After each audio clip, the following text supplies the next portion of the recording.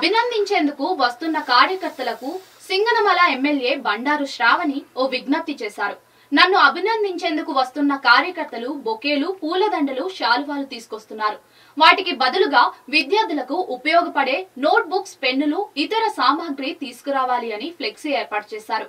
ఎమ్మెల్యేలందరూ ఇది పాటిస్తే బాగుంటుందని నెటిజన్లు సూచిస్తున్నారు.